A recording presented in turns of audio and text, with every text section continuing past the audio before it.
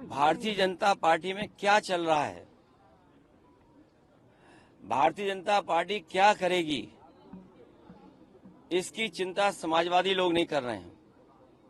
समाजवादी लोग इस बात के लिए तैयार हो रहे हैं कि भारतीय जनता पार्टी की जो नाकामी है वो जनता तक पहुंचाएं।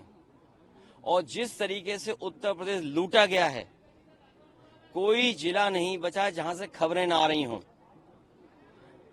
फतेहपुर जिले में उन्हीं के पदाधिकारी, उन्हीं के नेताओं पे आरोप लगा रहे हैं, और आरोप कोई छोटा मोटा नहीं लग रहा है। आरोप ये लग रहा है कि जिन पे कोई जमीन नहीं थी खेती के लिए, उन पे कई सौ बीघा जमीन आ गई है।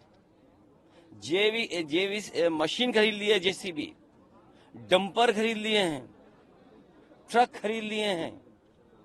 जो जमीनें विवादित थीं वो कब्जा कर लिया है, तालाब की जमीनें कब्जा कर ली हैं। अगर एक जिले में भारतीय जनता पार्टी के सब नेता भूमाफिया बन गए हों, और हम और आप लोग कई बार चर्चा कर चुके हैं बैठ करके कि अयोध्या में सबसे ज्यादा जमीनों का अगर किसी ने कब्जा किया तो भारतीय जनता पार्टी ने किया। हमने आपने देखा कि कहां अयोध्या की एक महिला जो नौकरी की तलाश में और अपने इंटरव्यू के लिए वाराणसी गई, और जब लखनऊ आई तो यहीं पर उसके साथ क्या क्या हुआ, बलात्कार हुआ, उसकी जान ले ली गई। सरकार कानून व्यवस्था में काम नहीं कर रही है। ये कह देना कि इनकाउंटर से कानून व्यवस्था ठीक हो जाएगी, तो फिर इसका मतलब यह है कि जो पहले इनकाउंटर हुए थे उसके बाद तो कोई आपराधिक घटना उत्तर प्रदेश में नहीं होनी चाहिए थी। जो पुलिसिंग है, पुलिसिंग नहीं हो रही, और पुलिसिंग इसलिए नहीं हो रही है क्योंकि अधिकारी और कर्मचारी सब लूट में लगे हैं। क्या आप और हम लोग नहीं जानते कि आईएएस फरार है, अंडरग्राउंड है आईएएस, और सुनने में आ रहा है कि जो सीएम ऑफिस है या सीएम आवास है वहीं पर वो अधिकारी छिपा हुआ है। और क्या आरोप है उसके ऊपर? अगर हम आपकी खबरों को सही माने, जो खबरें आपने बताई हैं, दिखाई हैं, और जो सोशल मीडिया पे आया है कि 700 बीघा जमीन, कई मकान, कई प्लॉट, और याद रखना जो अधिकारी अच्छी पोस्टिंग पाता है तभी अच्छी पोस्टिंग पाता है जब मुख्यमंत्री का खास होता है, और मुख्यमंत्री जी का खास होने के कई रिश्ते हैं उस अधिकारी के, कई रिश्ते हैं, वो करीब के रिश्ते हैं, इसकी वजह से खासम खास थे। और उसका परिणाम क्या हुआ? निवेश के बहाने अपना निवेश चला रहे थे।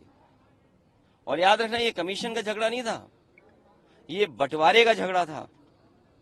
सरकार को पता ही नहीं कि कब से बंटवारा हो रहा था सही सलामत, किसको ज्यादा मिले, किसको कम मिले। और लखनऊ में केवल एक अधिकारी नहीं, भारतीय जनता पार्टी के चुने हुए लोग, आप जानकारी कर लें, मोहनलालगंज तहसील, सरोजनी नगर तहसील, हमारे नेता भी होंगे यहाँ पर मौजूद, उन तहसीलों के सबसे ज्यादा जमीनें भारतीय जनता पार्टी के नेताओं ने कब्जा किए और भूमाफिया बनकर के आए हैं। वो भारतीय जनता पार्टी के सेवक लोग नहीं हैं, वो भूमाफिया हैं।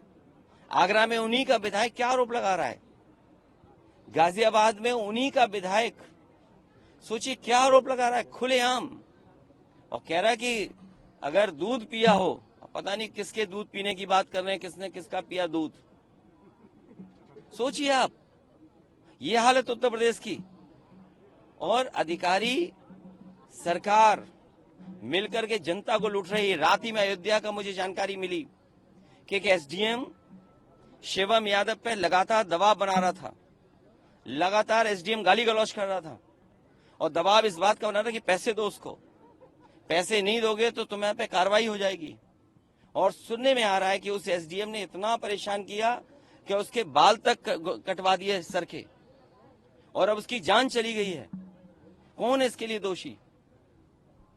ये सरकार में बैठे हुए लोग करप्ट हैं, जो जीरो टॉलरेंस की बात कर रहे थे करप्शन के लिए, लॉ एंड ऑर्डर के लिए।